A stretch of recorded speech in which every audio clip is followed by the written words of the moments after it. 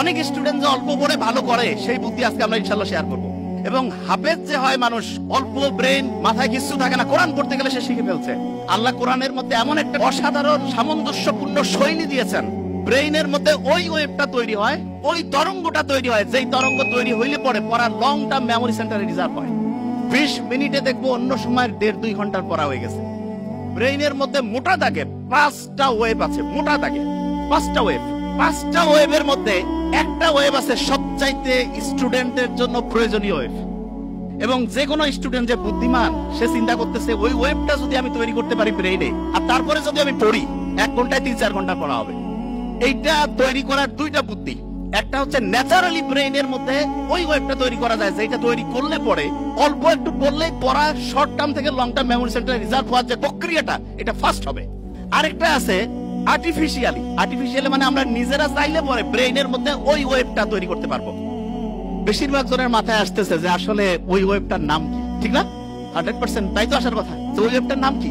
সবচেয়ে দামি ওয়েভ যেটা আমাদের দরকার, ওই ওয়েভটা আসলে তৈরি হয় কিভাবে? আর ওই ওয়েভটা আমরা ন্যাচারালি তো তৈরি হইলে তো আলহামদুলিল্লাহ, আর্টিফিশিয়ালি যদি তৈরি করতে পারি তাহলে সেটার সিস্টেমটা কি হবে, তাহলে স্টুডেন্ট ভালো হয়ে যাবে। একটা জিনিস, এবং আজকে আমরা যা যা আমি বলছি আমার কিন্তু খেয়াল আছে এবং গরিব আছে, আমি কিন্তু ধরবো র্যান্ডম। ব্রেইনের মধ্যে ওয়েভ কয়টা? 5টা। সবচেয়ে ভালো আছে একটা ওয়েভ, যেই ওয়েভটা থাকলে পরে পড়া দ্রুত শর্ট টার্ম থেকে লং টার্ম মেমোরি সেন্টারে যাবে এবং পড়াটা সহজে আয়ত্তে আসবে। এই ওয়েভটা ইংরেজির প্রথম বর্ণের নাম কি? এ দিয়ে শুরু, আলফা ওয়েভ। কি নাম? Alpha wave. এবং আলফা ওয়েভ এটা যখন ব্রেইনে তৈরি হয়, প্রতি মুহূর্তে 8টা থেকে 12টা, প্রতি সেকেন্ডে 8টা থেকে 12টা ঢেউ চলে। কয়টা? 8টা থেকে 12টা। এখন অনেকে বলতে পারে যে ভাইয়া ব্রেইনের মধ্যে যদি জলোচ্ছ্বাস হয়, যে খুব ঢেউ বাড়তেছে, তাইলে কি হবে? তাহলে যেটা হয় সেটার নাম হচ্ছে গামা ওয়েভ। কি নাম? Gamma wave. ওই সময় প্রতি সেকেন্ডে ব্রেইনে 40টারও বেশি, 60টা পর্যন্ত ঢেউ উঠতে পারে। বেশি ঢেউ উঠলে পরে ব্রেইনে যা রাখতেছি সব ভাষায় নিয়ে চলে যাবে, ব্রেইনে আর রিজার্ভ হবে না কিছু। এই জন্য ব্রেইনে রিজার্ভ করার জন্য আমাদের আলফা ওয়েভ রাখতে হবে। Alpha wave. কারণ প্রশ্ন হলো আলফা ওয়েভ ব্রেইনে ন্যাচারালি কখন তৈরি হয় সেটা আগে বলি। মুহাম্মদ সাল্লাল্লাহু আলাইহি ওয়াসাল্লাম যে বলছে যে রাতের এশার নামাজের পরে উনি কোনো মিটিং, কোনো মিছিল কিছু রাখতো না, কোনো কথা নাই, স্ট্রেট বেড, সোজা সজি ঘুম, আর্লি উনি ঘুমাইতো। আমাদের ডক্টরদের মধ্যে অনেকের লাইফস্টাইল খুবই খারাপ, যত বড় অফিসার লাইফস্টাইল তত খারাপ। কয় যে লেট নাইট প্রোগ্রাম, শয়তানি প্রোগ্রামের অন্য আরেকটা নাম, believe me. Late night program, কিসের লেট নাইট? যা হবে আর্লি। এবং ঠিক এশার নামাজের পরে যদি আমরা ঘুমাই তাহলে ইনশাআল্লাহ আমাদের ব্রেইনের মধ্যে একটা সুপার ক্লক আল্লাহ বসায় রাখছে, হাইপোথ্যালামাসের মধ্যে আছে, টিক টিক টিক টিক করে চলতেছে। ওর কোনো টাইম দেখা লাগে না, অটোমেটেড অ্যালার্ম সেট আপ করা আছে। অ্যালার্ম বাইরে থেকে ঘড়িতে দেওয়া লাগবে না। কেউ যদি এশার নামাজের পরে ইনশাআল্লাহ ঘুমায় যায়, ভোর 3টা, 3:30, 4টার মধ্যে ঘুম থেকে উঠবে। কিন্তু ইন্টারেস্টিং পয়েন্টটা ওই জায়গায় না। ইন্টারেস্টিং পয়েন্টটা হচ্ছে বেশিরভাগ স্টুডেন্ট বলে যে আমি রাতে ঘুমাইলাম 12টায়, সকালে উঠলাম 7টা, 7 ঘন্টা তো আমি ঘুমাইলাম। আর একজন ঘুমাচ্ছে রাত 9টায়, সে উঠলো ভোর 4টায়, সেও 7 ঘন্টা। তো অনেকের মাথায় আসে যে 7 ঘন্টা ঘুমাইলে হয়েছে, কখন ঘুমাই টাইম তো 7 ঘন্টায় হয়েছে, ব্রেন বোধহয় ঠিকভাবেই কাজ করতেছে। নো, এটা ভয়ঙ্কর একটা মিস্টেক, ভয়ঙ্কর। ব্রেনটা রিচার্জ হওয়ার জন্য সবচাইতে দামি প্রসিজার যতগুলো পদ্ধতি আল্লাহ দিয়েছে তার মধ্যে নাম্বার 1 হচ্ছে ঘুম। এখন ঘুমের মধ্যে ব্রেনটা চার্জ হয়, কিন্তু চার্জিং এর সিস্টেমের মধ্যে একটু আল্লাহ টেকনিক লাগাই দিছে। ব্রেইনের মধ্যে যে হাইপোথ্যালামাসের মধ্যে যে মাস্টার ক্লকটা আছে, সে চার্জিং সিস্টেমটা ঘন্টায় ঘন্টায় চেঞ্জ করে। মানে এটা কি একটু এক্সাম্পল দেই। ধরা যাক কেউ রাত ঠিক 9টায় ঘুমাইছে, ব্রেন চার্জ শুরু হয়েছে, ওই সময় সে চার্জিং পয়েন্টের মধ্যে যে চার্জারটা লাগায় রাখছে সেইটার প্রতি মুহূর্তে চার্জিং ক্যাপাসিটি 100 ওয়াট। কত ওয়াট? 100। এরকম করে 7 ঘন্টায় তাহলে কত ওয়াট চার্জ হবে? 700। কেউ যখন রাত 12টায় ঘুমাইতে গেছে, 12টা থেকে 3টা, এই সময় প্রতি ঘন্টায় তার চার্জিং হবে 100 ইউনিট করে। কত? 3টার পর 4টা পর্যন্ত 50 ইউনিট করে। কত?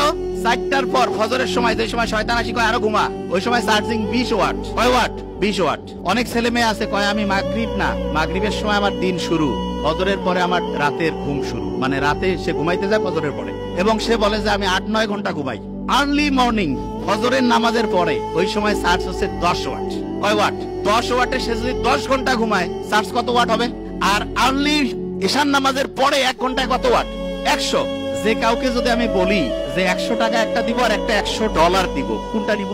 মূর্খ কবে ভাই আমার ডলার লাগবে, ঠিক না? তাহলে যারা বুদ্ধিমান বুদ্ধিমতী তারা রাতে আর্লি ঘুমাবে নাকি ফজরের সময় ঘুমাবে? আর্লি ঘুমাইলে কি ডলার পাবো না টাকা পাবো? 100 ওয়াট করে প্রতি মুহূর্তে চার্জিং হবে। এখন অনেকের মাথায় একটা প্রশ্ন আসে যে ভাই এটা কিভাবে কাজ করে, কারণটা কি? আল্লাহ ওই যে ঘড়ি হাইপোথ্যালামাসের মধ্যে বসায় রাখছে, সেইখানে ঘুমের মধ্যে দুইটা ভাগ করছে। একটা হচ্ছে ডিপ স্লিপ, কি নাম? আরেকটা হচ্ছে বলা যেতে পারে হালকা স্লিপ। বুঝার জন্য কি স্লিপ? হালকা। তার মানে একটা হচ্ছে ওই যে চার্জিং এর জন্য আছে না পাওয়ারফুল চার্জিং, ওই যে খুব দ্রুত হয়, এটা হচ্ছে ডিপ স্লিপ। কি স্লিপ? Deep sleep. আল্লাহ এমন মেকানিজম করছে, ডিপ স্লিপটা হবে রাত 9টা 10টা থেকে শুরু করে ভোর 3টা পর্যন্ত। কয়টা? রাত 9টা 10টা থেকে ভোর 3টা। এবং ইন্টারেস্টিং পয়েন্ট, আমরা যে ঘুমাই প্রত্যেকটা ঘুমের চক্র 90 মিনিট। ফুটবল কতক্ষণ করে চলে একটা সেশন, একটা ম্যাচ কতক্ষণ? 90 মিনিট। এই 90 মিনিটের মধ্যে এইরকম একটা ম্যাচ হয়ে গেল, আমার ব্রেইনের মধ্যে একটা সাইকেল পূরণ হয়ে গেল। কয়টা সাইকেল? একটা। এবং প্রথম রাতে আমি যখন ঘুমাবো, প্রথম রাতে, তখন আমার ডিপ স্লিপটা বেশি হবে। ডিপ স্লিপ যখন বেশি হবে তখন মূলত আমার চার্জিংটা হাইয়েস্ট লেভেলে হবে। কি লেভেল হবে?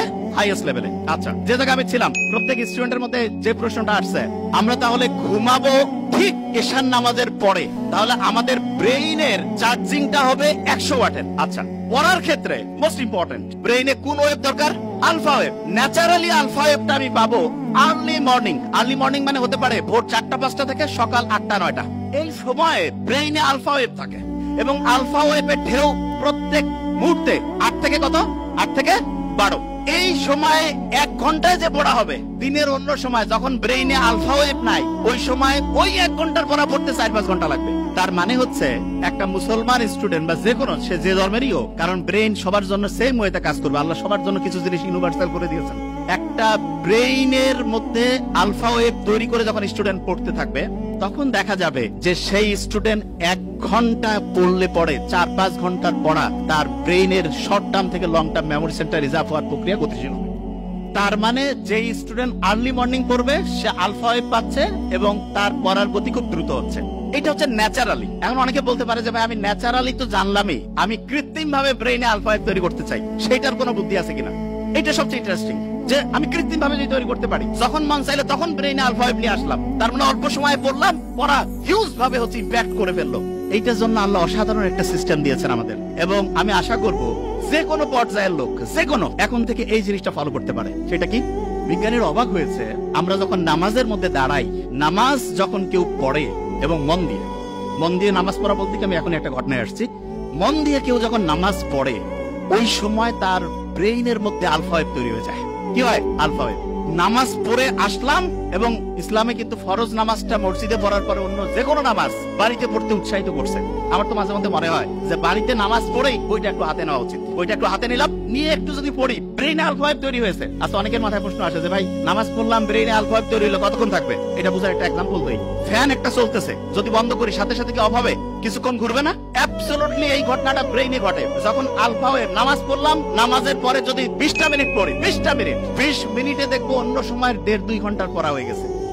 তাহলে আর্লি মর্নিং 4-5 ঘন্টা, আর প্রত্যেকবার নামাজ পড়ছি, নামাজ পড়ার পরে যদি 20 থেকে 25 মিনিট করে পড়ি, ইনশাআল্লাহ ব্রেইনে দেখবো 20 মিনিটে 2-2.5 ঘন্টার পড়া হয়ে যাবে। তার মানে বাকি টাইম অন্য যে কোনো কাজই করি না কেন, ইনশাআল্লাহ আমার পড়া একাডেমিক, তারপরে অ্যাডমিশন যেই লেভেলে আমি পড়তে চাই, ইনশাআল্লাহ অসাধারণ প্রিপারেশন হয়ে যাবে। এখন হাফেজ যারা হয় তারা পরে আল্লাহর কালাম পড়ে, ঠিক না?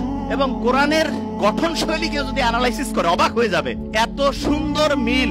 আমি তো আরবি পড়ি, বুঝার চেষ্টা করি। কেউ যদি সূরা নাসটা পড়ে, নিশ্চয়ই মনে মনে একটু আমরা যদি পড়ি, হ্যাঁ, কুল আউযু বিরাব্বিন নাস, মালিকিন নাস, সবগুলোর মধ্যে একটা কি অসাধারণ ছন্দ আল্লাহ দিয়ে রাখছেন। এবং এই ছন্দটা এমন যেটা ব্রেইনটাকে, তরঙ্গগুলোকে হচ্ছে কুল ডাউন করে আলফা ওয়েভে আনতে হেল্প করে। তার মানে নামাজের টাইম নাই, মন চাচ্ছে যে আমি একটু পড়া আমার আলফা ওয়েভে পড়বো, কোরআনটা বের করে সূরা ফাতিহাটা একটু পড়ি, আর কিছু করা লাগবে না। তারপরে হচ্ছে 20 মিনিট পড়বো, ব্রেইন আলফা ওয়েভে ইনশাআল্লাহ 20 মিনিট অটোমেটিক কাজ করবে। অনেকে মনে করে কোরআন পড়তেছি টাইম লস হবে, মূর্খ। ব্রেইনে আলফা ওয়েভ থাকলে যাই করবো 20 মিনিটে তো 1.5-2 ঘন্টা। কেউ পারবে আমার সাথে? কেউ পারবে? প্রশ্নই আসে না। কোরআন যখন পড়ে কেউ, দেখা যাচ্ছে ক্লাসের পড়া হয় না, সাধারণত হাফেজিতে, সাধারণত এখন আল্লাহর রহমতে ট্রেন্ড চেঞ্জ হয়েছে, দেখা যায় যেই ছেলে মেয়ের কোনো বুদ্ধি শুদ্ধি নাই, কাউকে আল্লাহর রাস্তায় দিয়ে দাও। আল্লাহর রাস্তায় দিল, কিন্তু দেখা যাচ্ছে সেও হাফেজ হয়ে আসছে, ঠিক না? তা আল্লাহ তো বলছে যে আমি তো তোমাকে হেল্প করবই, এবং আল্লাহ যে প্যাটার্ন দিয়েছে সেইখানে কোরআন পড়ার পরে আলফা ওয়েভ তৈরি হয়, দ্রুততার পড়া, দেখা যাচ্ছে শর্ট টার্ম থেকে লং টার্ম মেমোরি সেন্টার রিজার্ভের প্রক্রিয়াটা গতিশীল হয়। তার মানে আমরা তিনটা জিনিস অলরেডি শিখছি, শেয়ার করেছি তিনটা জিনিস। নাম্বার ওয়ান, আর্লি মর্নিং যদি পড়ি ব্রেনে কোন ওয়েভ আলফা, যখন নামাজ পড়লাম তারপরে কোন ওয়েভ, যখন কোরআন পড়লাম তারপরে কোন ওয়েভ আলফা, তিনটা বুদ্ধি পেয়েছি। আচ্ছা, এখন একটা প্রশ্ন আসে, সেটি হচ্ছে অনেকে বলে যে ভাই আমি তো নামাজ কালাম পড়ি, রোজা রাখি, সবই আছে, একটু ইসলামের বাইরে অন্য কোনো কিছু করি, তা কি এমন হবে? ভালো আমল আর খারাপ আমল কাটাকাটি করে কিছু থাকলে তো আমি ডান হাতে আমল নামা পেয়ে বেহেশতে চলে যাবো, এরকম চিন্তা কিন্তু অনেকের মাথার মধ্যে আছে। তাই এইরকম একটা প্লেনের মধ্যে দুইজন যাত্রী পাশাপাশি বসা, একজন মুসলমান আর একজন অন্য ধর্মের বলতেছে যে অফার করছে যে একটু ওয়াইন খাও, তা বলছে না না আমি কেন ওয়াইন খাবো, আমি মুসলমান। আরে বাবা তুমি কেমন মসজিদে আছো নাকি, ওয়াইন খেলে কি হবে? বলছে না আমি ওয়াইন খাই না। তখন যে ওয়াইন অফার করতেছে সে বলতেছে যে তোমাদের যে কি ধর্ম রে বাবা, গির্জায় গেলে আমরা ওয়াইন খাই না, তোমরা আবার মসজিদ না বাড়ি না, একটু ফ্লাইটের মধ্যে একটু রিল্যাক্স করবা তবু ওয়াইন খাবা না, ব্যাপারটা কি? তখন পাশে বসা যে মুসলমান সে বলতেছে যে এই গাড়ি মানে ফ্লাইটে তো যে এটার যে চালক তিনি কিন্তু খ্রিস্টান। বলছে খ্রিস্টান, ইউরোপের ঘটনা। তা বলতেছে আচ্ছা ওনাকে যদি এখন মদ খাওয়ানো হয় তুমি কি জানার পরে এই ফ্লাইটে যাবা? না আমি কেন যাবো? কেন যাবা না? বলছে উনি তো এখন ডিউটিতে আছে, ডিউটিতে কেন হচ্ছে মদ খাবে? তখন ওই মুসলমান বলতেছে যে আমাদের মুসলমানের টোটাল জীবনটাই হচ্ছে অন ডিউটি। অন ডিউটি, পড়া, বিয়া শাদী, কথা বলা, কথা শোনা, যা কিছু আছে অন ডিউটি। বিলিভ মি, এটাই সবচেয়ে সত্যি কথা। অনেকে আমরা মনে করি কি মসজিদের মধ্যে যাবো ওই সময় আল্লাহ আল্লাহ করবো, আল্লাহ আল্লাহ তো অবশ্যই করবো, কিন্তু আল্লাহ প্র্যাকটিক্যাল জিনিসটা সবচেয়ে বেশি পছন্দ করেন, সবচাইতে বেশি পছন্দ করেন প্র্যাকটিক্যাল। এবং আল্লাহর কাছে যখন আমরা দোয়া করি রাব্বানা আতিনা ফিদ দুনিয়া, দুনিয়াও লাগবে আখিরাতও, হ্যাঁ, তবে দুনিয়া পাইতে গিয়ে যাতে আখিরাত ধ্বংস না করি, এটা খুব গুরুত্বপূর্ণ। নিশ্চয়ই বাদশাহ সোলাইমানের ঘটনা আমরা জানি। বাদশাহ সোলাইমান, ওনাকে একবার এসে বলতেছে যে তুমি কি দুনিয়া চাও না আখিরাত চাও? তো উনি খুব বুদ্ধিমান, আল্লাহ নবী সম্ভবত, আমার এটা আবার বাদশাহ সোলাইমান, হ্যাঁ দাউদ আলাইহিস সালামের সম্ভবত সন্তান, আমি যতদূর আমার মাথায় আসে। তা উনি বলতেছে বুদ্ধি করে চিন্তা করে যে না আমি আখিরাত চাই। তা বললো তুমি আখিরাত চাও, দুনিয়া তোমার খুশি হয়ে দিয়ে দিলাম। তার মানে কেউ যদি আখিরাতে চিন্তা করে, অনেকে চিন্তা করে আখিরাতে চিন্তা করলে দুনিয়া ধ্বংস হয়ে যাবে, কমপ্লিটলি মিস্টেক।